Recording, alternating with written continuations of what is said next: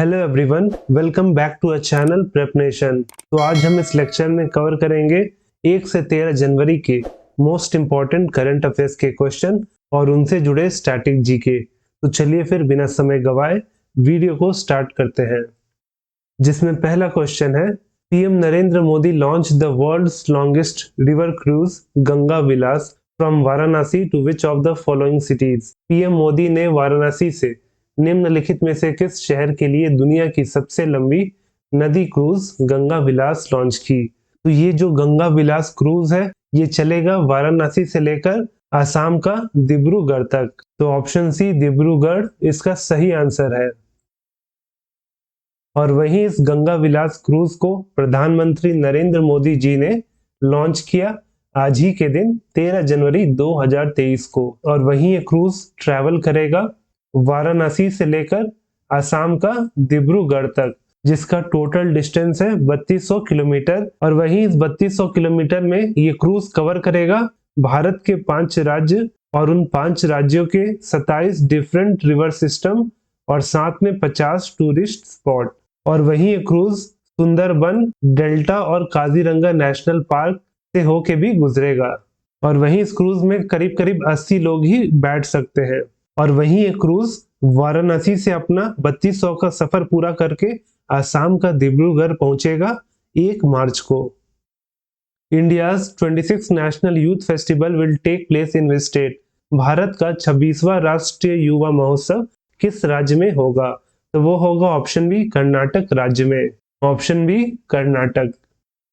और ये 26वां नेशनल यूथ फेस्टिवल कर्नाटक में कहाँ होगा। तो इसका आयोजन होगा कर्नाटक के हुबली धारवाड़ रीजन में। और वहीं ये सेलिब्रेट किया जाएगा 12 से लेकर 16 जनवरी के बीच में। और वहीं इसका शुरुआत 12 जनवरी को क्यों होगा, क्योंकि 12 जनवरी को होता है birth anniversary of Swami Vivekananda ji, और इसीलिए 12 जनवरी को हम सेलिब्रेट करते हैं नेशनल यूथ डे। और वहीं इस नेशनल यूथ फेस्टिवल का उद्घाटन करेंगे भारत के प्रधानमंत्री Narendra Modi ji. In which state will the International Kite Festival 2023 be held from January 8 to 14? 8 से 14 जनवरी तक राष्ट्रीय पतंग महोत्सव 2023 किस राज्य में आयोजित किया जाएगा। तो किया जाएगा ऑप्शन डी गुजरात राज्य में। Option D Gujarat.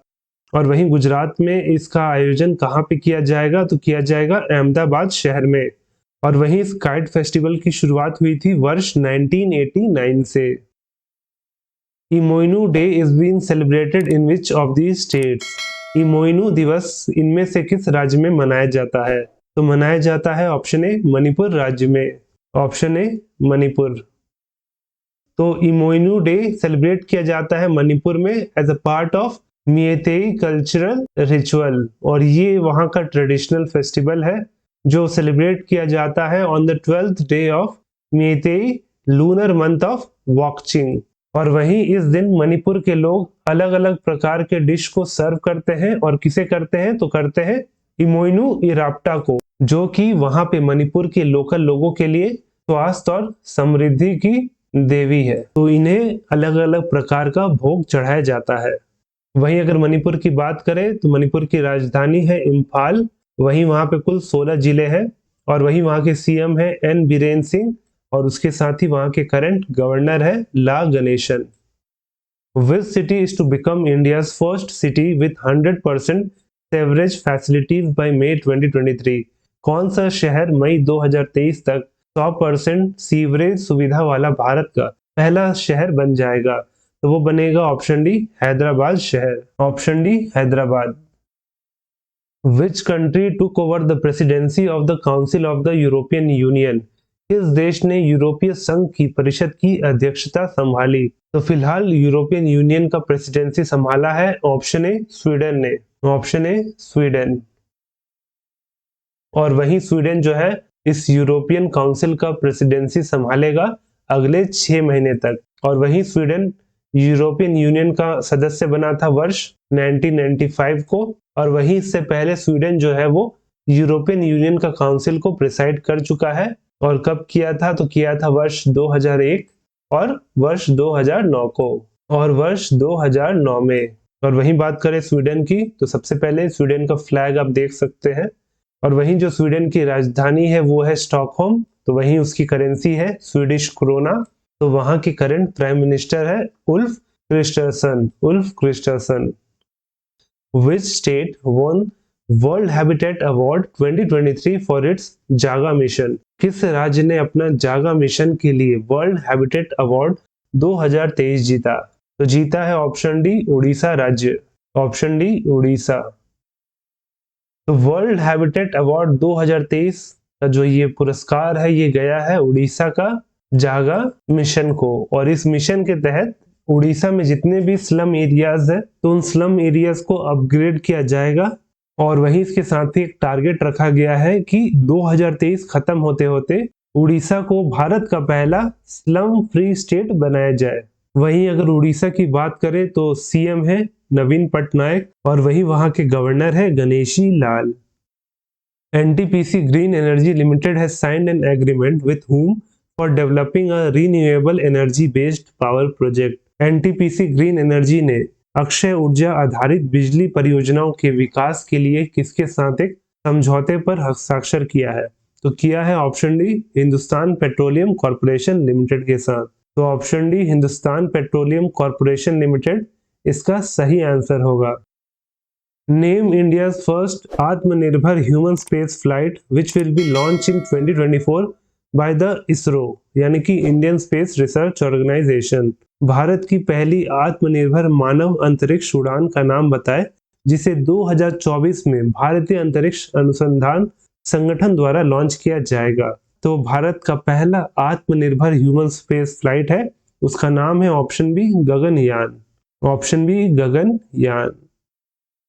तो डॉक्टर जितेंद्र सिंह जो कि union minister for science and technology है, तो उन्होंने अनाउंस किया कि इसरो जो है वो रेडी है लॉन्च करने के लिए भारत का पहला आत्मनिर्भर ह्यूमन फ्लाइट मिशन जिसका नाम है गगनयान।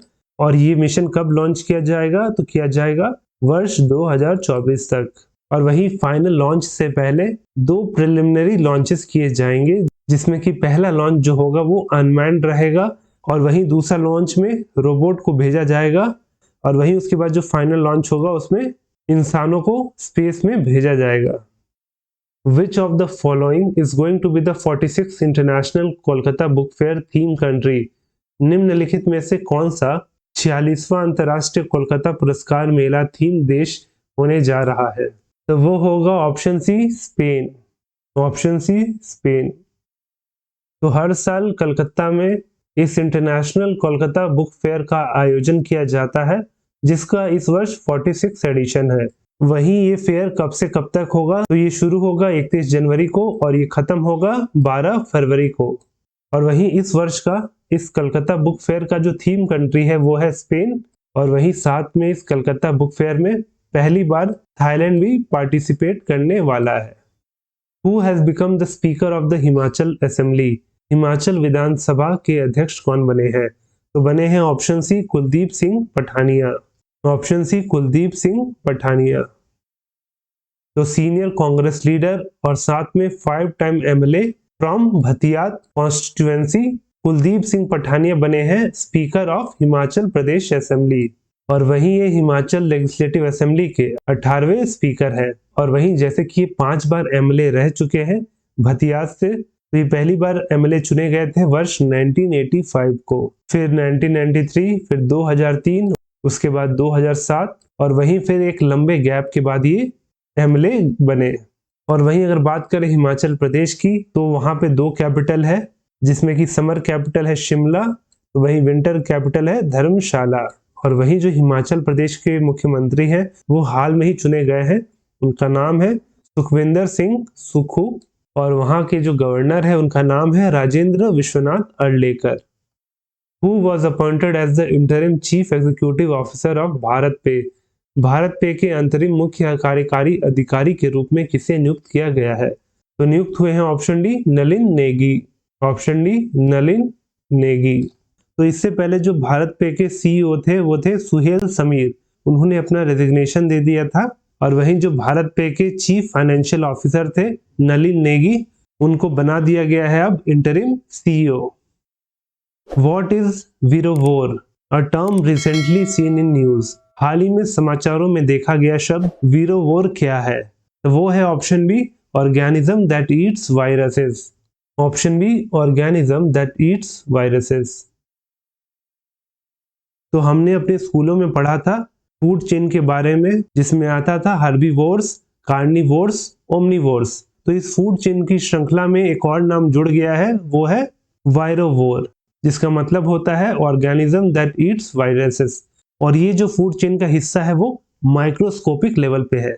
और वहीं इस ऑर्गेनिज्म को खोज किया है जॉन डी लॉन्ग और उनकी टीम ने, जो कि यूनिवर्सिटी ऑफ नेब्रास्का लिंकॉन के माइक्रोबायोलॉजिस्ट हैं।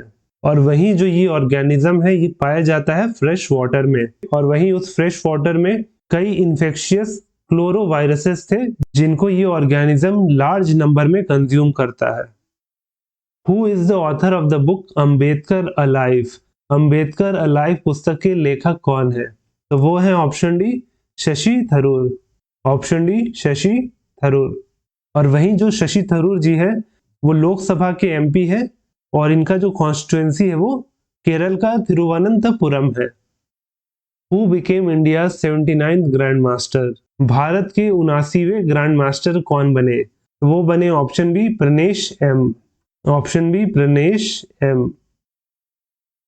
तो तमिलनाडु के प्रनेश एम बने भारत के 79वें ग्रैंड मास्टर। और वहीं प्रनेश ने रिल्टन कप में नॉर्वे के ग्रैंड मास्टर फ्रोडे ओलव ओल्सेन उर्केडल को हरा के इस टूर्नामेंट में 2500 एलो रेटिंग्स प्राप्त किए और बन गए भारत के 79वें ग्रैंड मास्टर।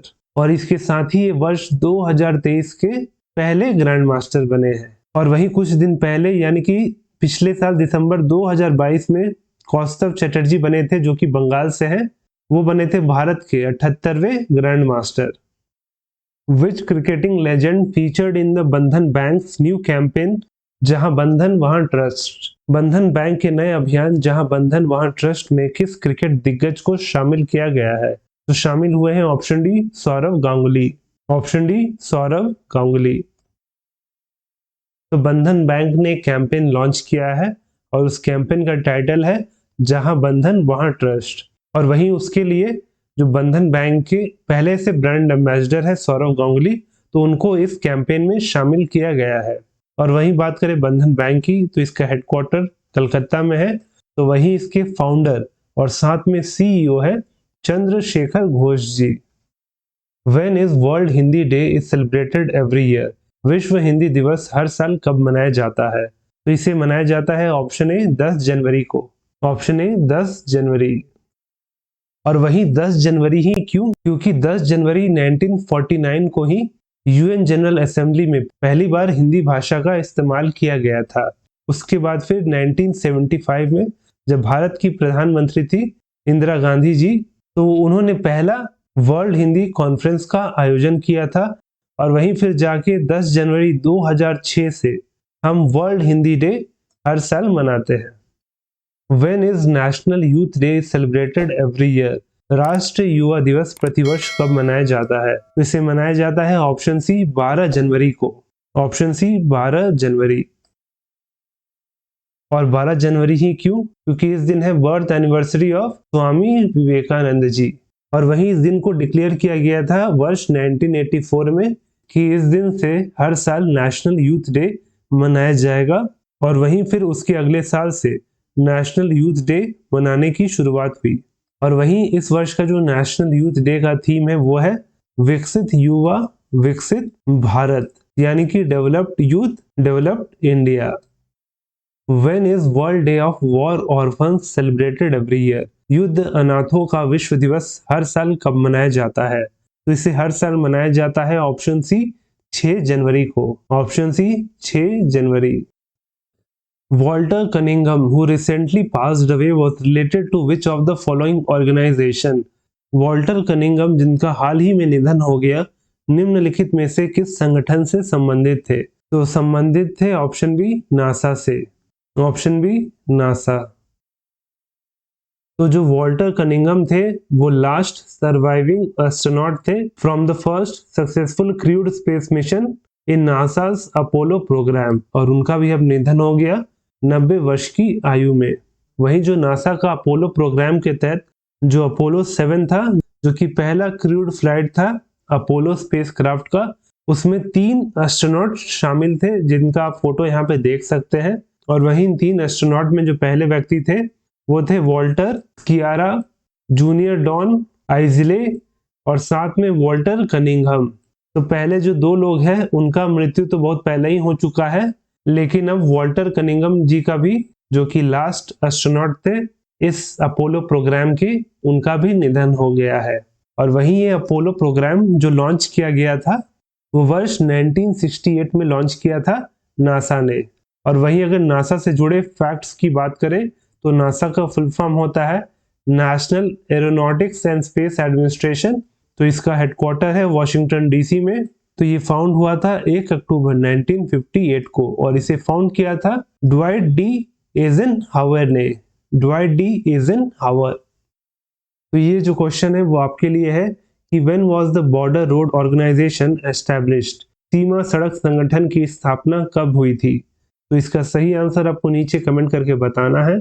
वहीं हमेशा की तरह इस लेक्चर का भी पीडीएफ आपको हमारे टेलीग्राम चैनल प्रेप नेशन में मिल जाएगा, जिसका लिंक नीचे डिस्क्रिप्शन में दिया गया है। आप वहां पे जाके उसे डाउनलोड कर सकते हैं। और वहीं अगर वीडियो अच्छा लगा हो तो वीडियो को लाइक जरूर करें। और वहीं अगर आप चैनल पे नए हो तो चैनल को सब्सक्राइब करना ना भूलें।